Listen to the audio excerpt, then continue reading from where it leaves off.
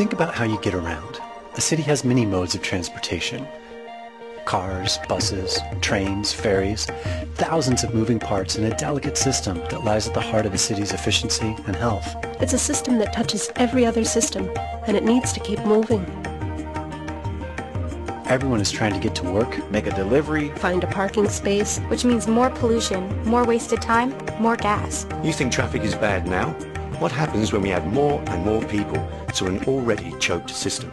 A few solutions come to mind. Why not widen some roads or turn them into pedestrian zones? By the time we do that, we might be facing an entirely different set of problems. Our transportation system is just that, a system. If we think about it as a whole, if we integrate the system, we can keep the city's resources from getting trapped between locations. Civic leaders can plan better. We can make better decisions about how we go about our daily lives. It all begins with data. We're gathering huge amounts of data from tolls, traffic patterns, eyewitnesses, turnstiles, ticket sales. The trouble is, we're not using this data efficiently. It's siloed in disparate departments and agencies. You'll have to become connected in order to make the city smart. For any system to operate efficiently, many components have to work together. In many instances, the bus, train, and subways are owned by the same agency. But are they making decisions as one?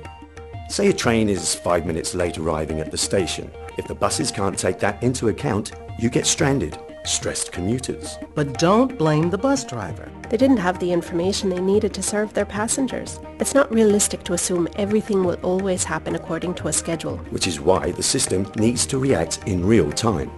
In a smarter transportation system, data is gathered from the trains and buses and synced so that the buses know to wait for a late train. Or to send an extra bus when the train does arrive.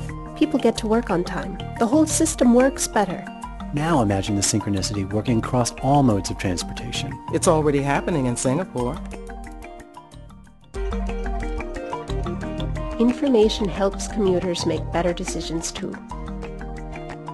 A collision has just occurred at 5th and Maple. Sensors in the roads beam information directly to transportation managers who use traffic models to predict the effects this will have on the rest of the system over the next few minutes and the next few hours.